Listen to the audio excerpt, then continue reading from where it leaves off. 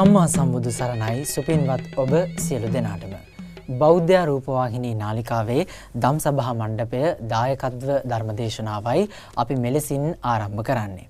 අද ධර්මදේශනාව පවත්වන්නට අපගේ ගෞරවනීය ආරාධනය පිළිගෙන බෞද්ධ රූපවාහිනියේ මැදිරි පරිශ්‍රයට වැඩම කොට වදාළ රුවන්වැල්ල වහරක දම්සක් විහාරයේ අනුශාසක පූජ්‍යපාද ගම්පහ මහානාම ස්වාමීන් වහන්සේ අපි ගෞරව නමස්කාර පූර්වකව අද මේ ධර්ම දේශනාව උදෙසා පිළිගනිමු. අවසරයි අපේ හාමුදුරනේ. සාදු සාදු සාදු. ධර්ම දේශනාවේ තම සදැහැති දායකත්වයෙන් කටයුතු කරනවා අංක 206 බටේපොළ වතුරුගම නිවාස පදිංචි කොළඹ ජාතික රෝහලේ හදිසි අනුතුරු අංශයේ විශ්‍රාමික උපස්ථායිකා ටී.පී.ජී. සුමනලතා මහත්මිය ඇතුළු සුපින්වත් පිරිස අද ධර්ම දේශනාවේ තම සදැහැති දායකත්වයෙන් කටයුතු කරනවා. ධර්ම දේශනාව ශ්‍රවණයට පෙර ආතුව අපි සියලු දෙනා තිසරණ සහිත පංචශීලයේ සමාදන් වෙමු. සාදුනාදයක් පවත්වලා තෙවරක් নমස්කාරය කියමු පංචශීලය සමාදන් වීමට. අවසරයි අපි හාමුදුරනේ. සාදු සාදු සාදු. නමෝ තස් භගවතු වරහතෝ සම්මා සම්බුද්දස්ස. නමෝ තස් භගවතු වරහතෝ සම්මා සම්බුද්දස්ස. නමෝ තස් භගවතු වරහතෝ සම්මා සම්බුද්දස්ස. බුද්ධං සරණං ගච්ඡාමි. බුද්ධං සරණං ගච්ඡාමි. ධම්මං සරණං ගච්ඡාමි. ධම්මං සරණං ගච්ඡාමි. සංඝං සරණං ගච්ඡාමි. සංඝං සරණං ගච්ඡාමි. ဒ ුතියම්පි බුද්ධං සරණං ගච්ඡාමි. බුද්ධං සරණං ගච්ඡාමි. ဒ ුතියම්පි ධම්මං සරණං ගච්ඡාමි. ဒ ුතියම්පි ධම්මං සරණං ගච්ඡාමි. ဒ ුතියම්පි සංඝං සරණං ගච්ඡාමි. ဒ ුතියම්පි සංඝං සරණං ගච්ඡාමි. තතියම්පි බුද්ධං සරණං ගච්ඡාමි.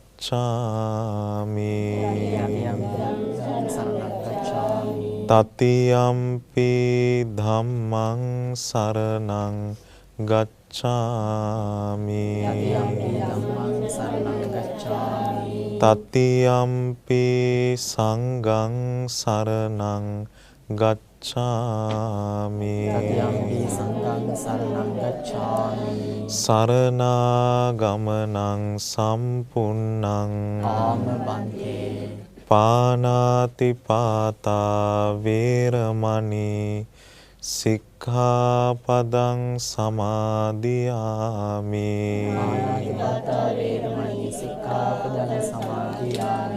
අදින්නාදානා වේරමණී සික්ඛාපදං සමාදියාමි.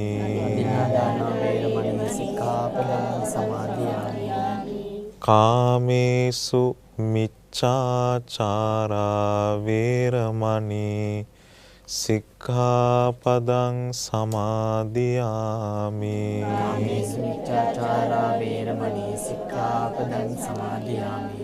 මුසාවාදා වේරමණී සික්ඛාපදං සමාදියාමි.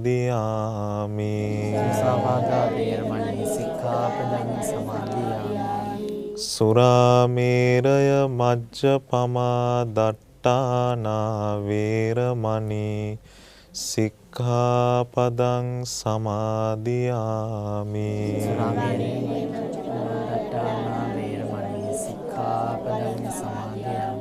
තිසරණේන සද්ධින් පංචශීලං ධම්මං සාදුකං සුරක්ඛිතං කତ୍වා අප්පමාදේන සම්පාදේත.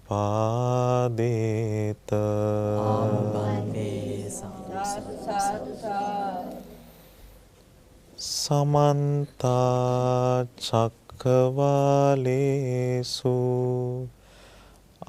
අත්‍රා රක්ඛන්තු දේවතා සද්ධම්මං මුනි රාජස්ස සුනන්තු සග්ග මොක්ඛදං ධම්ම ශ්‍රවණ කාලෝ අයං භදන්තා ධම්ම ශ්‍රවණ කාලෝ අයං භදන්තා ධම්ම ශ්‍රවණ කාලෝ අයං භදන්තා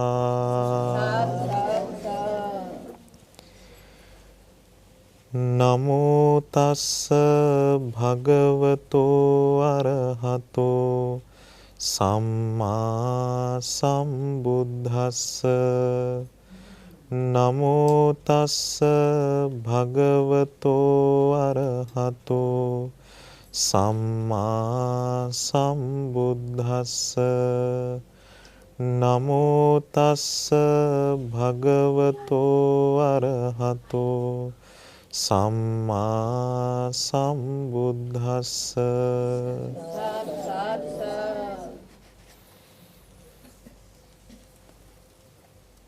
අතිපූජනීය නායක ස්වාමීන් වහන්සේ ප්‍රධාන ගරුතර මහා සංඝරත්නයන් අවසරයි සදහවත් වාසනාවන්ත පින්වත්නි මේ වෙලාවේ මේ පින්වුතුන් හැම දිනාමත් බෞද්ධ රූපවාහිනිය තුලින් අපව සදහති පින්වුතුන් සියලු දෙනාමත් සූදානම් වෙන්නේ භාග්‍යවත් අරහත් සම්මා සම්බුදුරජාණන් වහන්සේගේ උතුම් බුද්ධ දේශනාවක් ශ්‍රවණය කරන්නයි. මේ ඉපදෙන මරණ සංසාර ගමනින් නිදහස් වීම පිණිස බුදුරජාණන් වහන්සේ විසින් මහා කරුණාවෙන් යුතුව දේශනා කරන්නට යෙදුන උතුම් ශ්‍රී සද්ධර්මය යම් මොහොතක කල්යාණ මිත්‍රයෙකු තුලින් ශ්‍රවණය කරන්නට වාසනාව ලැබෙනවද? ඒක තමන්ගේ ජීවිතේ මහ වාසනාවක් භාග්‍යයක්. ඉතින් මේ රූපවාහිනිය බෞද්ධ රූපවාහිනී නාලිකාව නිවන් මඟ දියුණු කරන ඔබට කල්යාණ මිත්‍රයෙක්. බුදුරජාණන් වහන්සේගේ ධර්මය මුළු දවස පුරාවටම ශ්‍රවණය කරමින් ධර්මයේ ඉගෙන ගනිමින් ජීවිතය තුළ ගුණධර්ම දියුණු කරන්න නිවන් මඟ දියුණු කරන්න මහා උපකාරයක් වී තිබෙනවා. ඒ නිසා කල්යාණ මිත්‍රයෙක් හැටියට ඇසුරු කරන කෙනෙකුට ජීවිතයට බොහෝ දහම් කාරණා ඉගෙන ගන්න පුළුවන්. අද දවසේත් පින්වුතුන්ලාට වාසනාව ලැබෙනවා බුදුරජාණන් වහන්සේ වදාළ උතුම් බුද්ධ දේශනාවක් ශ්‍රවණය කරන්න. මේ දේශනාව සඳහන් වෙන්නේ සූත්‍ර පිටකයේහි අංගුත්තර නිකාය කියන උතුම් කොටසේ අට්ඨක නිපාතේහි ගහපති වර්ගයටයි. මේ දේශනාව තුළ විස්තර වෙන්නේ එකල ජීවත් වෙච්ච ගිහි උපාසක මහත්මයෙක් පිළිබඳව. පින්වුතුන් දන්නවා බුදුරජාණන් වහන්සේගේ ශාසනය හඳුන්වනවා බුද්ධ ශාසනය කියන නමින්. බුද්ධ ශාසනය කියලා කියන්නේ නිවන් මඟට සීල සමාධි ප්‍රඥා දියුණු කිරීම නිවන් මඟ හැටියට විස්තර වෙනවා. එතකොට මේ බුද්ධ ශාසනය තුල පිරිස් දෙකක් ඉන්නවා. ඒ තමයි සංඝ පිරිස, එහෙම නැත්නම් පැවිදි පිරිස, ගිහි පිරිස. පැවිදි පිරිස කොටස් දෙකකට බෙදෙනවා භික්ෂු භික්ෂුණී. ගිහි පිරිස කොටස් දෙකකට බෙදෙනවා උපාසක උපාසිකා.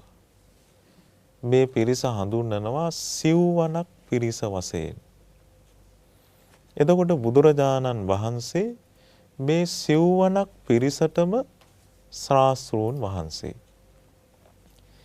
එතකොට භික්ෂු සංඝයා, භික්ෂුණී සංඝයා, උපාසක උපාසිකා කියන මේ පිරිස් හතරම වාසය කරන්නේ එකම බුද්ධ ශාසනයක් තුල.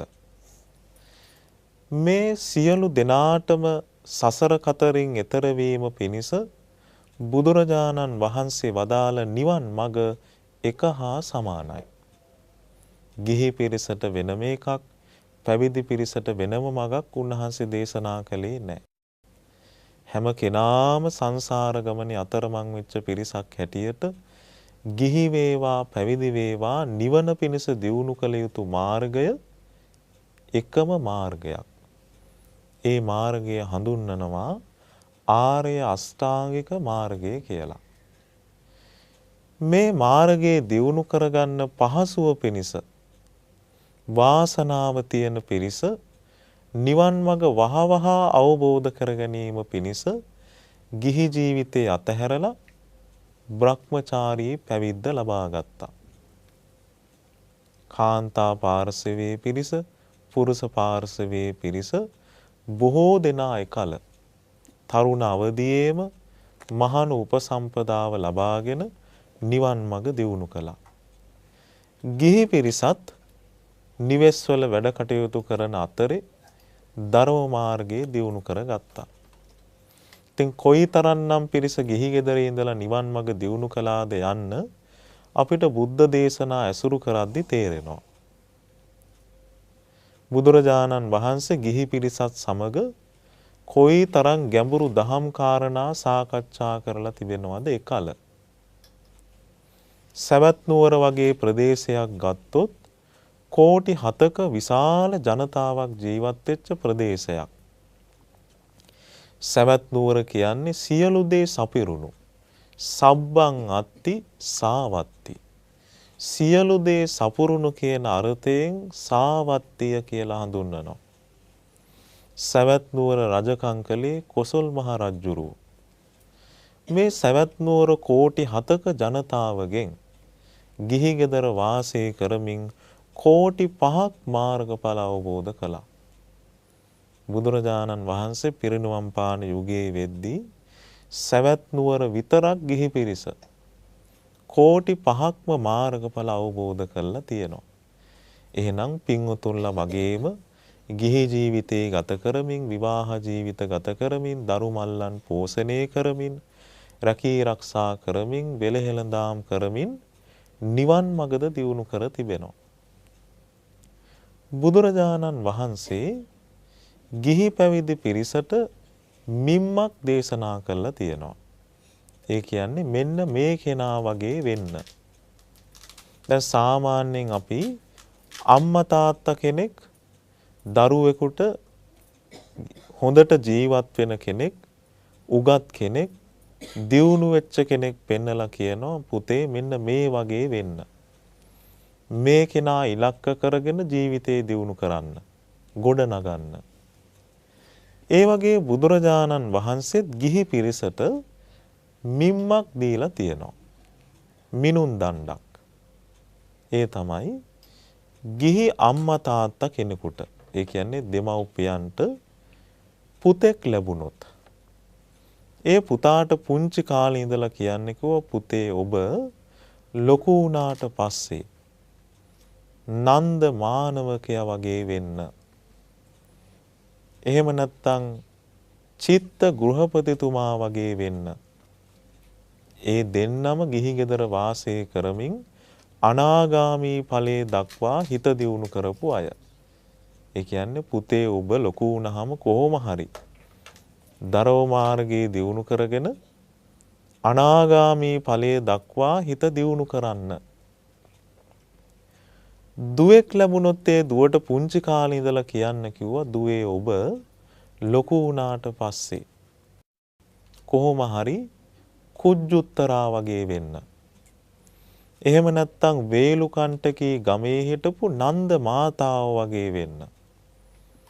ඒ දෙන්නත් ගිහි ගෙදර වාසය කරමින් අනාගාමී ඵලයේ දක්වා හිත දියුණු කරපු අය. එහෙනම් උන්වහන්සේ ගිහි අයට පෙන්නපු මිනුම් දණ්ඩ තමයි අනාගාමී ඵලයේ දක්වා හිත දියුණු කරන්න කියන පණිවිඩය. මේ සසර දුකින් එතර වෙන්න නිවන් මඟ දියුණු කරලා මගඵල සාක්ෂාත් කරන්න කියන පණිවිඩය තමයි දෙමව්පියන් හැටියට පුංචි කාලේ ඉඳලා තමන්ගේ දුවට පුතාට හිතට කාවද්දන්න ඕන කාරණාව. දැන් මේ දේ ඒ කෙනාගේ සංසාර ගමන පුරාවටම යහපත පිණිස පවතිනවා. මෙලොවටත් පරලොවටත් යහපත පිණිස පවතිනවා. දැන් සාමාන්‍යයෙන් දෙමව්පියෝ කියන්නේ පුතේ ඔබ ලොකු වුණාම දොස්තර කෙනෙක් වෙන්න, ඉංජිනේරුවෙක් වෙන්න, මැති ඇමතිවරු වගේ ජීවත් වෙන්න පුළුවන්කම ඇති කරගන්න. ඒ කියන්නේ ඒ තුල තියෙන්නේ ලෞකික සැපක්. නමුත් ඒ දේ తాවකාලිකයි. මේ ජීවිතයට පමණයි. ඒ උගත්කම, බුද්ධිය, ප්‍රභූත්වය ඒ හැමදේම මරණයත් එක්ක දාලා යනවා. එහෙනම් දෙමව්පියෝ ඒ විදිහට පමණක් අවවාද කරනවයි කියන්නේ මරුණහම දාලා යන දේවල් තමයි ඒ දියුණු කරන්න කියලා තියෙන්නේ.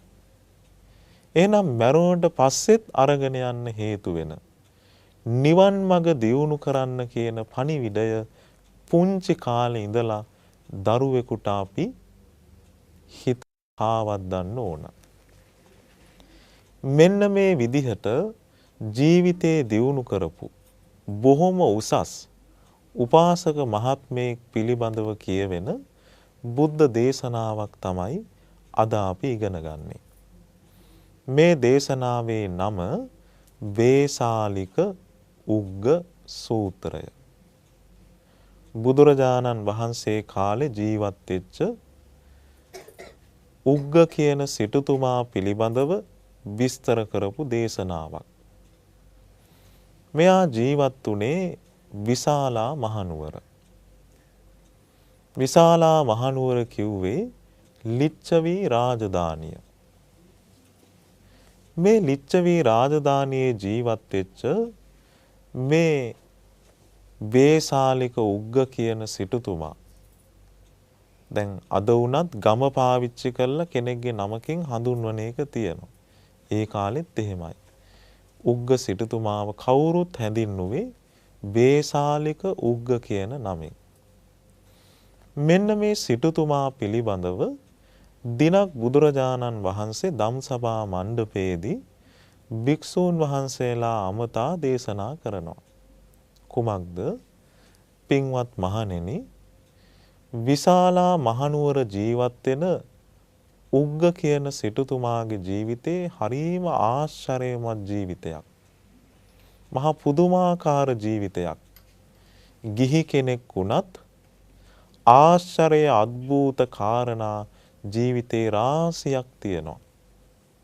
ඒ අතර තථාගතයන් වහන්සේ මේ උපාසක මහත්මයාගේ ජීවිතේ ආශ්චර්ය අద్භූත කාරණා 8ක් දකිනවා කියලා ඔන්න බුදුරජාණන් වහන්සේ මේ ගිහි කෙනෙක් ගැන ಗುಣ කියනවා ස්වාමින් වහන්සේලාත් එක්ක.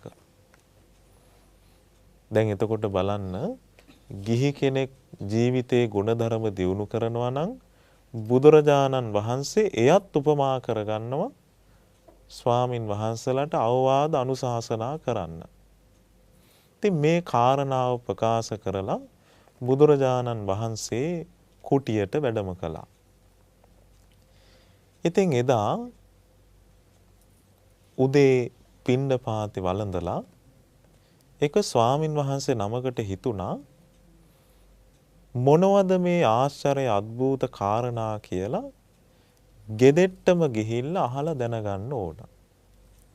දැන් අපිට උනත් කෙනෙක්ගේ ಗುಣ කිව්වට පස්සේ හොයලා බලන්න හිතෙනවා.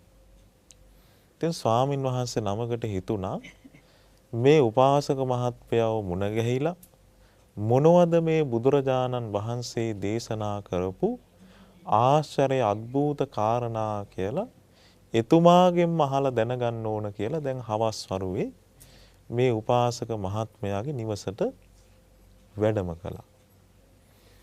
දැන් ඉතින් පාදෝවණේ කරලා පාවඩ එලලා ඇතිරිලි දාලා මේ ස්වාමින් වහන්සේව වඩා හිඳවලා ගෞරවයෙන් වන්දනා කරලා පැත්තකින් වාඩි වුණා.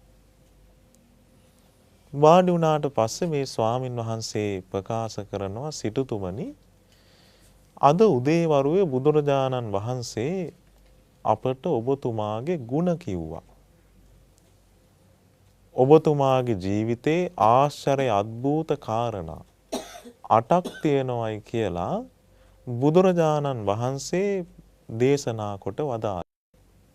මෙන්න මේ ආශ්චර්ය අద్භූත කාරණා මොනවද කියලා දැනගන්නයි මං ඔබතුමාව මුණ ගැහෙන්න ආවේ.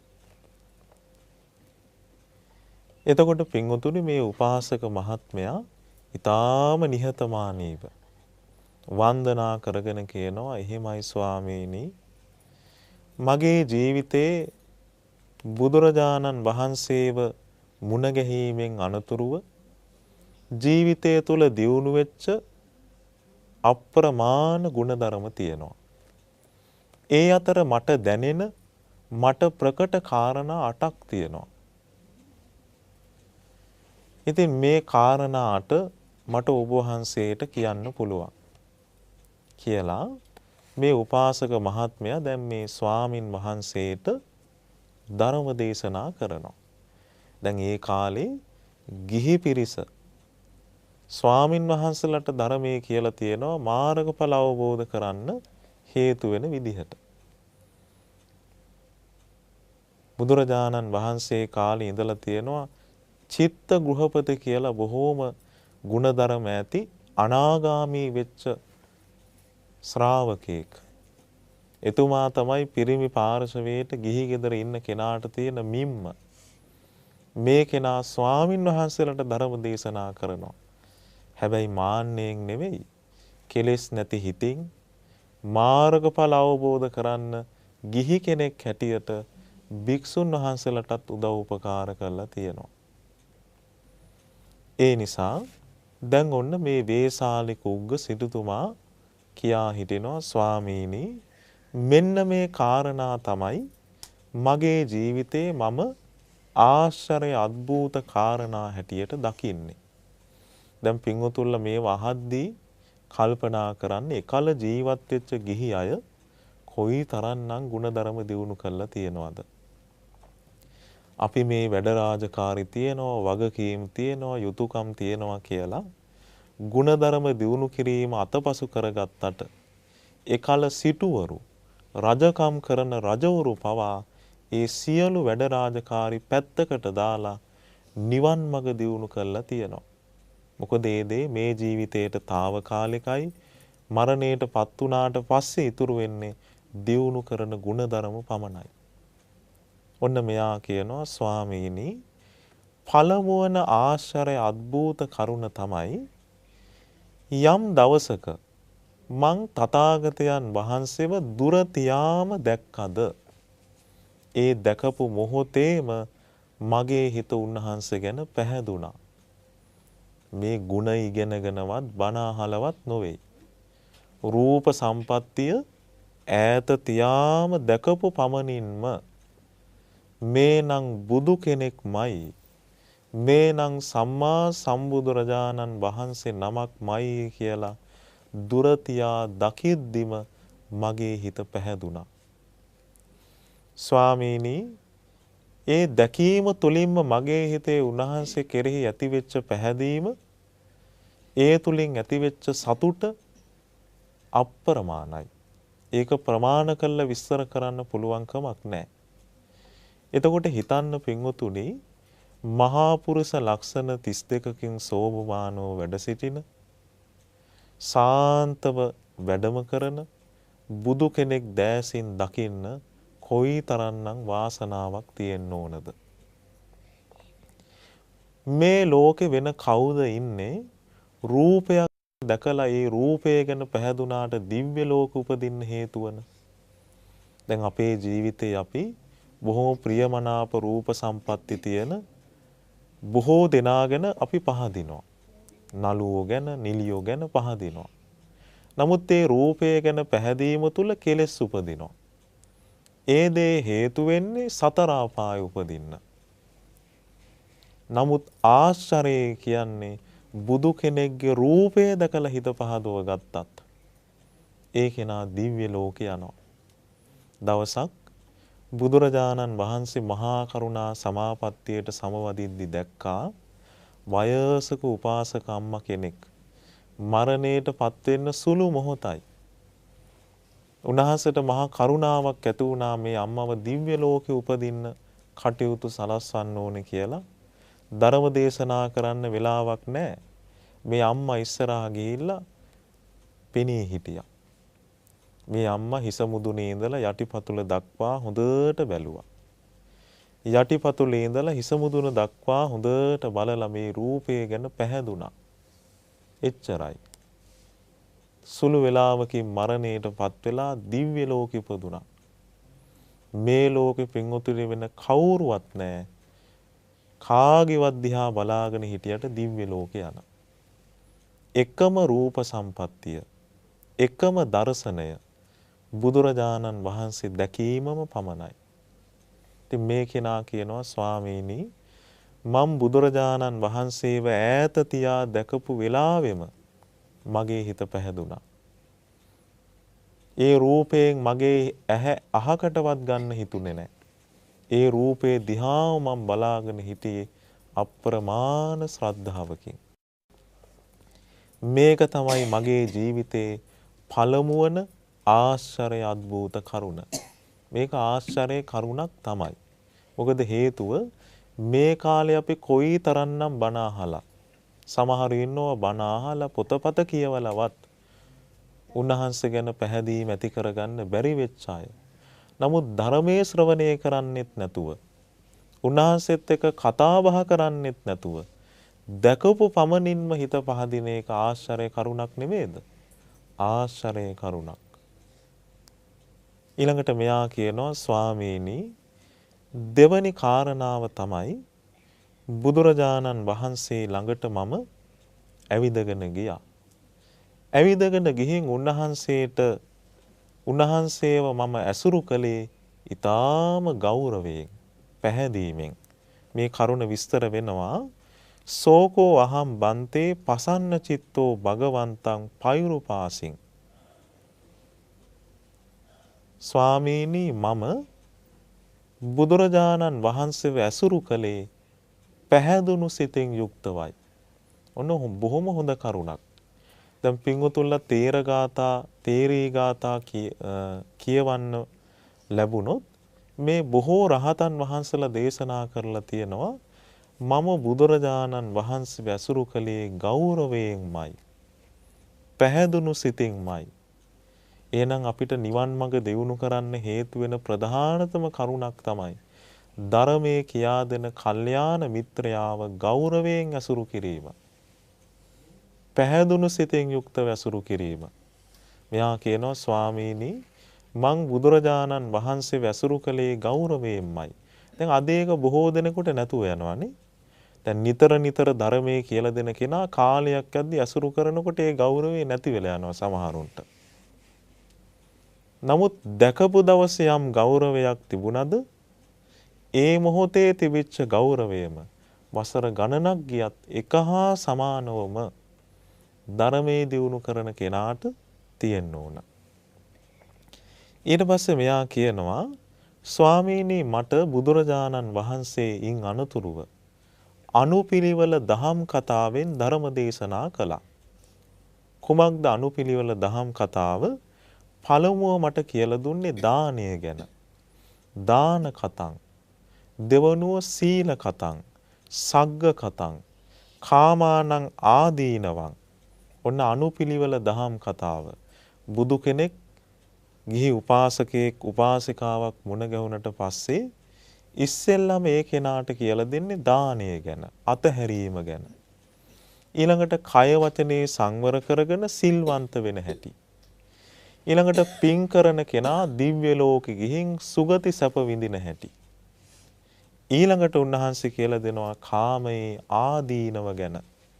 මේ රූප සද්ද ගන්ධ රස පහස කෙරෙහි කොයිතරම් බැඳීමෙන් හිටියත් මේ තුල ආස්වාදයකට වඩා අප්‍රමාණ ආදීනවයක් තියෙනවා. ටික ටික මේ කෙනාගේ හිත ඊළඟට නෛෂ්ක්‍රම්‍යයට පුරුදු කරනවා. මේ කෙලෙස් අතහරින්න, කාමයේ අතහරින්න හුරු කරනවා. ඊට පස්සේ නීවරණ සංසිඳුණු හිතක තියෙන වටිනාකම, සමාධි සම්පන්න හිතක තියෙන වටිනාකම ඔන්න බුදුරජාණන් වහන්සේ ටික ටික මේ කෙනාට කියා දෙනවා. මේකට කියනවා අනුපිළිවෙල දහම් කතාව කියලා. ඒක බුදු කෙනෙකු තුල පවතින සුවිශේෂී කුසලතාවයක්. කෙනෙකු තුල පවතින ඉන්ද්‍රිය ධර්ම දියුණු මට්ටම දැකලා, දියුණු වෙන මට්ටම දැකලා ධර්ම දේශනා කිරීමේ හැකියාව. ඒකට කියනවා ඉන්ද්‍රිය පරියත්ත ඥානය කියලා. ඒක බුදු කෙනෙකුට ඇරෙන්න වෙන කාටවත් නැහැ. දැන් එදා කිසాగෞතමිය දරුවත් වඩාගෙන උන්වහන්සේ ළඟට දුවගෙන එද්දී උන්වහන්සේ දැක්ක මෙයාට බණ කියලා හරියන්නේ නැහැ. මේ කෙනාට ප්‍රායෝගික ක්‍රියාකාරකමක් දෙන්න ඕනේ Taman තුලින්ම මරණය ගැන වැටහෙන්න.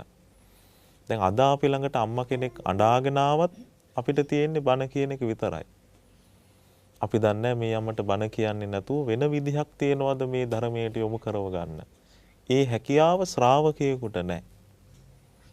අපි ළඟට එන හැම කෙනාටම අපි ධර්මයේ කියනවා. නමුත් බුදුරජාණන් වහන්සේ තුල තිබුණා මේ කෙනාට මේ ආකාරයෙන් තමයි ධර්මයට යොමු කරවා ගන්න පහසු කියන අවබෝධය. අනුපිළිවෙල දහම් කතාවෙන් උන්වහන්සේ ධර්ම දේශනා කරලා ඉන් අනතුරුව බුදුරජාණන් වහන්සේ ගැන ධර්මයේ සංඝරත්නය ගැන හිත පහදින විදිහට ධර්ම දේශනා කළා. ධර්ම දේශනා කරලා ඔන්න චතුරාර්ය සත්‍ය විස්තර කරගෙන ගියා. චතුරාර්ය සත්‍ය විස්තර කරගෙන යද්දී මේ උපාසක මහත්මයා මේ චතුරාර්ය සත්‍ය අවබෝධ කරගෙන දහම්මැස පහල කරගත්තා. සෝතාපන්න ඵලයටපත් වුණා. එකම ධර්ම දේශනාවකින් මාර්ගඵල අවබෝධ කරගෙන බ්‍රහ්මචාරී පංචශීලයේහි පිහිටියා. සාමාන්‍යයෙන් ගිහි කෙනෙක් රකින්නේ පන්සිල්. නමුත් මේ උපාසක මහත්මයා ධම්මස උපදවාගෙන රාග දේශත් යටපත් කරගෙන අනාගාමී ශ්‍රාවකයෙකු තුළ ඇති ගුණධර්ම. දැන් අනාගාමී ඵලයට පත්වෙච්ච කෙනෙක් අනිවාර්යයෙන්ම નિરાයාසයෙන්ම බ්‍රහ්මචාරී කෙනෙක්. ඒකට හේතුව තමයි ඒ කෙනා තුළ රාගය නැහැ. එතකොට මේ වේසාලික උග්ග සිටුතුමා එක ධර්ම දේශනාවකින්ම බ්‍රහ්මචාරී පංචශීලයේහි පිහිටියා. ඒ කියන්නේ ප්‍රාණඝාතයෙන් වැළකීම, සොරකමින් වැළකීම, අබ්‍රහ්මචාරී ජීවිතයෙන් වැළකීම, බොරු කීමෙන් වැළකීම, මත්පැන් මත්ද්‍රව්‍ය භාවිතයෙන් වැළකීම. ඔන්න බ්‍රහ්මචාරී පංචශීලයේහි පිහිටලා අනාගාමී ශ්‍රාවකයෙකු තුල පවතින ගුණධර්ම ජීවිතේ දියුණු වෙන විදිහට සමාදන් වුණා. දැන් මේක තමයි ස්වාමීනි මගේ ජීවිතේ තියෙන දෙවන ආශ්චර්ය අద్භූත කරුණ. හරියට මගේ හිත පිරිසුදු උනේ අපවිත්‍ර වෙච්ච සුදු පාට රෙදි කෑල්ලක් හොඳට පිරිසුදු කරනවා වගේ කළු පැහැයි ඉවත් කරලා සුදු වර්ණේ මතු කරගන්නවා වගේ මගේ හිත පාරිසුද්ධත්වයට පත් වුණා. ඒ නිසා බුදුරජාණන් වහන්සේගේ ධර්ම දේශනාව අවසානයේ මේ කෙනා ධම්මස පහල කරගත්තා. මේක තමයි දෙවන ආශ්චර්ය අద్භූත කරුණ. ඊළඟට තුන්වෙනි කාරණාව තමයි දැන් මෙයා ධර්ම දේශනාව අවසන් කරලා ධර්මය අහලා මාර්ගඵල අවබෝධ කරගෙන බ්‍රහ්මචාරී පංචශීලයේ පිහිටලා ආයිමත් ගෙදර ගියා. මෙයාට බිරින්දෑවරු එක්කෙනෙක් නෙමෙයි 4 දෙනෙක්ම හිටියා. මේ ස්වාමීන් වහන්සේට කියනවා ස්වාමීනි මට භාර්යාවෝ 4 දෙනෙක් හිටියා. මං ගෙදර ගිහිල්ලා මේ භාර්යාවන්ට කතා කළේ සහෝදර සහෝදරියනි කියලා. ඒ කියන්නේ හරියට මේ වැඩිමහලු සහෝදරයෙක් බාල සහෝදරියකට අඬ ගහනවා වගේ සහෝදරියනි කියලා තමයි කතා කළේ. ඉතින් වෙනදට බොහොම ආදරෙන් කතා කරන, සෙනෙහසෙන් කතා කරන කෙනෙක් මේ විදියට කතා කරනකොට අර බිරින්දෑවලු බොහොම බියටපත් වුණා. පත් වෙලා මෙයා කියනවා, පින්වතුනි, භාර්යාවනි, සහෝදරියනි, මට අද බුදුරජාණන් වහන්සේ මුණ ගැහුණා. මම ධර්ම දේශනාවකට සවන් දීලා බ්‍රහ්මචාරී පංචශීලයේහි පිහිටියා. අද ඉඳලා මම බ්‍රහ්මචාරී සීලය රකින්න කෙනෙක්. ඒ නිසා ඔබලා 4 දෙනා තරුණ අය. දැන් ඔබලට තීරණයක් ගන්න පුළුවන්. කැමති කෙනෙක් ඉන්නවා නම් මං ගෙදෙට්ට ගිහිල්ලා ඇරලවනවා. ඊළඟට කැමති කෙනෙක් ඉන්නවා නම් මාත් එක්ක පින්දහම් කරගෙන ඉන්න නවතින්න පුළුවන්. නැත්තම් තව කා ගැන හරි කැමැත්තක් තියෙනවා නම් ඒ කෙනාව විවාහ කරලා දෙන්නත් පුළුවන්. දැන් මෙහෙම කිව්වට පස්සේ එතන හිටපු එක බිරිඳකට කැමති පුද්ගලයෙක් හිටියා. ඉතින් මෙයා මොකද කළේ? වම් අතින් මේ භාර්යාව අල්ලගෙන ගිහිල්ලා දකුණු අතින් පැන්වක් කළාම ඒ පුරුෂයාට භාර්යාව බාර දුන්නා. මෙයා කියනවා, ස්වාමීනි, එහෙම බාර දෙන වෙලාවේ අඩුතරමේ මට දුකක්වත් හිතුනේ නැහැ. අනේ මං මේ තරම් ආදරය කරපු, සෙනෙහස දක්වපු මේ රූමත් කාන්තාව මං වෙන කෙනෙකුට පවරනවනේ කියලා මට පුංචිවත් පසුතැවීමක් ඇති වුණේ නැහැ. ඒක තමයි මගේ ජීවිතයේ තියෙන තුන්වෙනි ආශ්චර්ය අద్භූත කරුණ. බලන්නකෝ. එක ධර්ම දේශනාවකින් බ්‍රහ්මචාරී පංචශීලයේ පිහිටලා තමන් සන්තකේ හිටපු මේ භාර්යාවන් 4 දෙනා තමන්ට ධර්ම මාර්ගයේ දියුණු කරගන්න උපකාර වෙන පරිදි ඒ අයව පිටත් කරලා යවුවා. ඒ කෙනෙක් අතපැන් වක් කළාම බාර දුන්නා. කිසිම දුකක් නැහැ. බලන්න එතකොට ගිහි කෙනෙක් වුණත් ධර්මයේ තුලින් ජීවිතය ඇති වෙන පරිවර්තනය, අතහැරීම. ඊළඟට ස්වාමීනි, 4 වෙනි ආශ්චර්ය අద్භූත කරුණ තමයි මා සතුව තිබුණ මගේ කුල පරම්පරාවේ අප්‍රමාණ භවභෝග සම්පත්. මේ භවභෝග සම්පත් සිල්වන්ත ගුණවන්ත පිරිසට, ඒ කියන්නේ බුදුරජාණන් වහන්සේගේ ශ්‍රාවක පිරිසට, සිල්වතුන්ට ගුණවතුන්ට මෙන්න මෙච්චරක් තියාගෙන මේ කොටස විතරක් මම දෙන්න ඕන කියලා මට කවදාවත් හිතිලා නැහැ. ඔන්න බොහොම හොඳ දෙයක්. දැන් අපේ ජීවිතේ අපි නම් පින් කරද්දී අපි කොටසක් අපිට තියාගෙන තව කොටසක් දෙන්න ඕන කියලා අපිට හිතෙනවා. නමුත් මේ කෙනා කියනවා, ස්වාමීනි, මට කොච්චර භවභෝග සම්පත් තිබුණත් මට කවදාවත් සිතුවිල්ලක්වත් පහළ වෙලා නැහැ. මෙන්න මේ ටික විතරයි මම දන් දෙන්නේ. මේ ටික මං තියාගන්නවා. එහෙම මගේ අදහසක්වත් නැහැ. මං සන්තකේ තියෙන හැමදේම වුණත් සිල්වතුන් ගුණවතුන් වෙනුවෙන් දන් දෙන්න මගේ හිතේ කැමැත්තක් ඇති වුණා. මේක තමයි ස්වාමීනි මගේ ජීවිතයේ තියෙන 4 වෙනි ආශ්චර්ය අద్භූත කරුණ. ඊළඟට 5 වෙනි කාරණාව කුමක්ද? ස්වාමීනි, මම බුදුරජාණන් වහන්සේව සකසාම ඇසුරු කළා. ඔන්න බොහොම හොඳ දෙයක්. මං කලිනුත් කිව්වා මේ කාරණාව. අපිට ධර්මයේ කියා දෙන කල්යාණ මිත්‍රයා අපි ඇසුරු කරන්න ඕනේ ගෞරවයෙන්. හිතවත්කම ඇති වෙන්න ඕනේ උදව් උපකාර වලින් නෙවෙයි. අපි හිතමු අපිට කෑම බීම ටිකක් දෙනවා, අපිට දුකේදී සැපේදී පිහිට වෙනවා. ඒ හිතවත්කම වෙනයි. ඒ හිතවත්කම තුළ සමහර විට ටික දවසකින් ගෞරවේ නැති වෙනවා. නමුත් කල්යාණ මිත්‍රයා කෙරෙහි ඇති වෙන ගෞරවය එක හා සමානවම පවතින්න ඕන. ඒක ශ්‍රද්ධාව තුළින් ජීවිතේ ඇති වෙන එකක්. ඒ නිසා මෙයා කියනවා, ස්වාමීනි, මං බුදුරජාණන් වහන්සේව, ඒ වගේම ස්වාමින් වහන්සේලව පුංචි කෙනෙක් හරි වැඩිහිටි කෙනෙක් හරි තරුණ කෙනෙක් හරි ඇසුරු කළේ එක හා සමානවම සකසාමයි ඇසුරු කළේ. දැන් අද අපි නම් මේ කෙනාගේ ගුණධර්ම වැඩි මෙයාගේ ගුණවන්තකම අඩුයි කියලා ඒ කෙනාට දක්වන ගෞරවය වෙනස්නේ. නමුත් මෙයා කියනවා ස්වාමීනි මට එහෙම දෙයක් නැහැ. සිල්වන්ත ගුණවන්ත පිරිස වගේම මේ ශාසනයේ ජීවත් වෙන සියලු භික්ෂුන් වහන්සේලා කෙරෙහි මට තිබුණේ එක හා පැහැදීමක්, එක හා සමාන පැහැදීමක්. මේ පිරිසට වැඩියෙන් දෙන්න ඕන, මේ පිරිසට අඩුවෙන් දෙන්න ඕන කියලා මට හිතිලා නැහැ. දැන් සාරිපුත්ත මොග්ගල්ලාන ආදී මහරහතන් වහන්සේලාගේ ගුණ අධිකයි.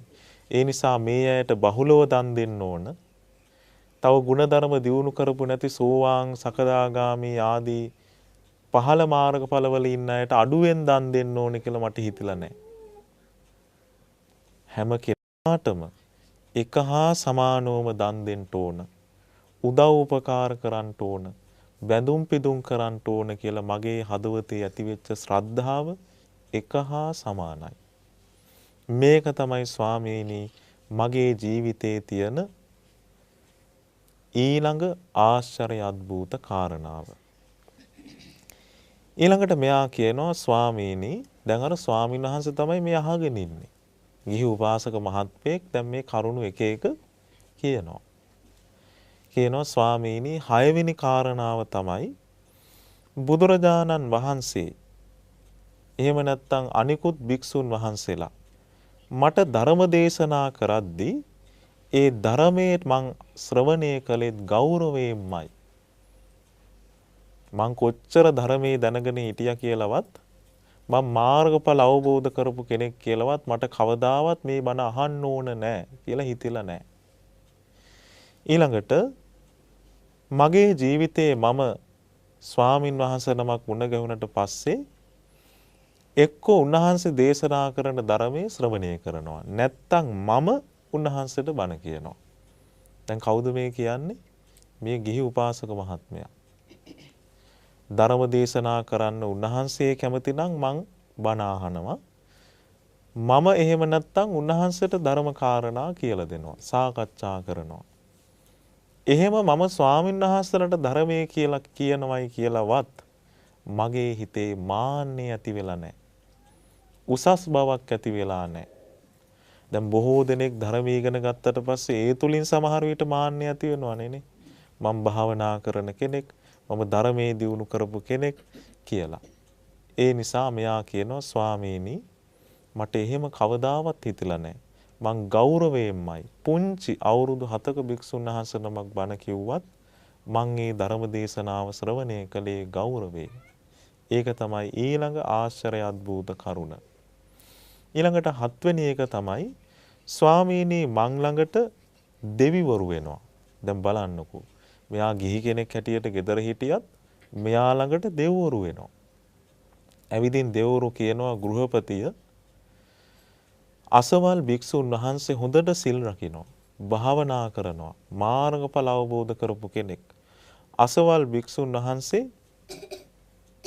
අරහත්වයට පත් වෙලා ඉන්නේ. අනාගාමී ඵලයට පත් වෙලා ඉන්නේ. කවුද මෙයාට ඇවිදින් කියන්නේ?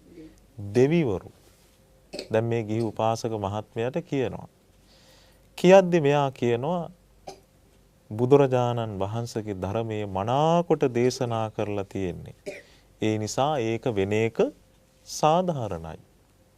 යම් භික්ෂුවක් නිවන් මඟ සාර්ථකව දියුණු කළොත් එයාට මාර්ගඵල අවබෝධ කරන්න පුළුවන් තමයි කියලා මෙයා ඒක අනුමත කරලා, හැබැයි මෙයාට දෙවිවරුත් එක්ක මං කතා බහ කරන කෙනෙක් කියලා මාන්නයක් ඇති වෙන්නේ නැහැ.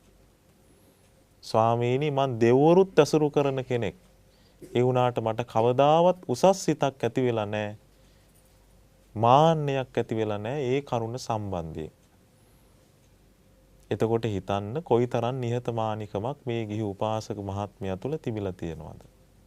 ඊළඟට අවසාන කරුණ තමයි ස්වාමීනි මං මේ වෙනකොට බුදුරජාණන් වහන්සේගේ ධර්මයේ දියුණු කරගෙන ඕරම් භාගීය සංයෝජන සියල්ලම ප්‍රහාණය කරලා අනාගාමී ඵලයට පත්වෙච්ච කෙනෙක්. සක්කාය දිට්ඨි විචිකිච්ඡා සීලබ්බත පරාමාස කාමරාග පටිඝ කියන යෝජන සියල්ලම දුරු කරලා කාම ලෝකයේ ආයි නොවැටෙන පරිදිම බ්‍රහ්මචාරී සීලය තුල ස්ථාවර වෙච්ච රාග දේශ ප්‍රහාණය කරපු අනාගාමී ශ්‍රාවකයෙක්. මේක තමයි ස්වාමීනි මගේ ජීවිතයේ තියෙන 8 වෙනි ආශ්චර්ය අద్භූත කාරණාව. ඉතින් මේ ස්වාමින් වහන්සේ බොහෝම සතුටටපත් වුණා. ඉතින් මේ උපාසක මහත්තයා වන්දනා කළා. ස්වාමින් වහන්සේත් බොහොම සතුටින් යුතුව විහාරයට පිටත් වෙලා ගියා. එතකොට දැන් මේ දේශනාව තුළින් අපිට තේරුම් ගන්න පුළුවන් එකල ජීවත් වෙච්ච ගිහි පිරිස තුල කොයිතරම්නම් ಗುಣධර්ම තිබිලා තියනවාද. එහෙමනම් මේ විදිහේ ಗುಣධර්ම අපේ ජීවිත තුලත් දියුණු කරගෙන මේ භයානක සසර ගමනින් අත මිදෙන්න ගිහි පැවිදි අපි හැම දිනාටම වාසනාව ලැබේවා කියලා සාදු කියලා ප්‍රාර්ථනා කරගන්න. මේ වෙලාවේ සූදානම් වෙන්නේ ධර්ම දේශනාවේ දායකත්වය අරගෙන කටයුතු කළ පින්වතුන් වෙනුවෙන් පුණ්‍යානුමෝදනා සිදු කරන්නයි. අද දවසේ මේ බෞද්ධ රූපවාහිනී නාලිකාව තුලින් විකාශනය වූ මේ උතුම් ධර්ම දේශනාවෙහි දායකත්වය අරගෙන කටයුතු කරන්නේ නොම්බර 206 බටේපොළ වතුරුගම නිවසේ පදිංචි කොළඹ ජාතික රෝහලේ හදිසි අනතුරු අංශයේ විශ්‍රාමික උපස්ථායිකා ටීපීජී සුමනලතා මහත්මිය ඇතුළු ඒ දායක පිරිස විසින් එතුමියගේ බලාපොරොත්තුව මිය පරලොව ගිය මෑණියන් වන එල්.ඒ. බේලින්නෝනා මහත්මිය, ඒ වගේම සුළු මෑණියන් වන එල්.ඒ. පොඩිමැණිකා මහත්මිය, පියාණන් වන ටීපීජී සයිමන් සිඤ්ඤෝ මහත්මයා, ඒ වගේම ටීපීජී ගුණදාස මහත්මයා, ටීපීජී ආර්යදාස මහත්මයා ඇතුළු සහෝදරයන්ටත් සේතන් සිඤ්ඤෝ, මීදිය සිඤ්ඤෝ, පොඩිහාමි මහත්මයා, කේ.ඒ. මීදිය සිඤ්ඤෝ මහත්මයා යන මිය පරලොව ගිය සියලුම ඥාතීන්ට මේ උතුම් ධර්ම දානමය පින්කම අනුමෝදන් කරන්නට බලාපොරොත්තු වෙනවා. ඒ වගේම සෙත් ප්‍රාර්ථනා කරනවා ජනවාරි 17 වෙනි දින ජන්මදිනයේ සමරන සුමනලතා මහත්මියට සෙත් ප්‍රාර්ථනා කරගෙන පූර්ණ මදුසංක පුතණුවන්ට, කසුන් ලක්මාල් පුතණුවන්ට, සෙනුරි තීක්ෂණා දියණිය ඇතුළු පවුලේ දුවදරුවන්ට සෙත් ප්‍රාර්ථනා කරන්නත් බලාපොරොත්තු වෙනවා. ඒ වගේම අපවත් වී වදාළ පානුදුරේ අරිය ධම්ම නායක ස්වාමින් වහන්සේට පුණ්‍යානුමෝදනා සිදු කරන්නටත්, ඒ වගේම ගම්පහ මාලිගා තැන්නේ විහාරාධිපතිව වැඩවිසූ මැණික්දිවල දේවානන්ද නායක ස්වාමින් වහන්සේටත්, බටේපොළ ශ්‍රී නාගේන්ද්‍රාරාම විහාරාධිපති රතනජෝති ස්වාමින් වහන්සේ ඇතුළු ගරුතර මහා සංඝරත්නයටත් පුණ්‍යානුමෝදනා සිදු කරන්නට බලාපොරොත්තු වෙනවා. ඉතින් සියලු දෙවියන්ටත් මිය පරලොව ගිය ඥාතීන්ටත් අප හැම දිනාටමත් මේ උතුම් වූ ධර්ම දානමය පින්කමේ අනන්තානුභවයෙන් වහවහ චතුරාර්ය සත්‍ය ධර්මයේම අවබෝධ කිරීමේ වාසනාව උදා වේවා. ඒ වගේම විශේෂයෙන්ම මේ උතුම් ධර්ම දේශනාවන් ශ්‍රවණය කිරීම පිණිස මේ රූපවාහිනියේ නිර්මාතෘ දරණාගම කුසල ධම්ම නායක ස්වාමින් වහන්සේට විශේෂයෙන් පින් අනුමෝදන් කරන්නට බලාපොරොත්තු වෙනවා. ඒ වගේම ගම්පහ මාලිගාතන්න විවේක සේනාසනාධිපති පියරතන ස්වාමින් වහන්සේ ඇතුළු සියලුම වික්ෂුන් වහන්සේලාටත් පින් අනුමෝදන් කරන්නට ආශිර්වාද ප්‍රාර්ථනා කරන්නට බලාපොරොත්තු වෙනවා. ඉතින් මේ නායක ස්වාමින් වහන්සේලා සියලු දෙනාටමත් මේ උතුම් ධර්ම දානමය පින්කමේ අනන්තානුභවයෙන් වහවහ චතුරාර්ය සත්‍ය ධර්මයේම අවබෝධ වේවා.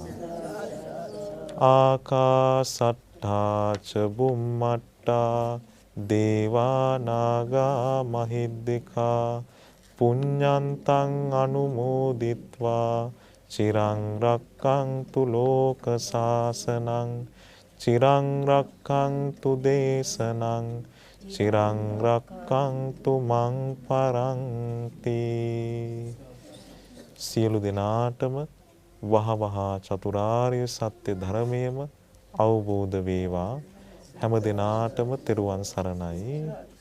සැමට මෙත් සිතින් අද ධම්සභා මණ්ඩපයට වැඩම කොට ධර්ම දේශනාව පැවැත් වූ රුවන්වැල්ල වහරක දම්සක් විහාරයේ අනුශාසක පූජ්‍යපාද ගම්පහ මහානාම ස්වාමින්ද්‍රයන් වහන්සේට අපගේ ගෞරවනීය කෘතවේදීත්වය පිරිනමා සිටිමු.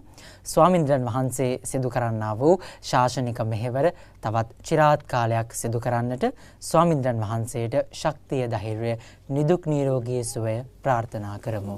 සාදු සාදු සාදු. ඒත් සමගින් බෞද්ධ රූපවාහිනී දායකත්ව ධර්මදේශනාව මෙතකින් නිමවට පත්වෙනවා. ඔබ සියලු දෙනාට සම්මා සම්බුදු සරණයි.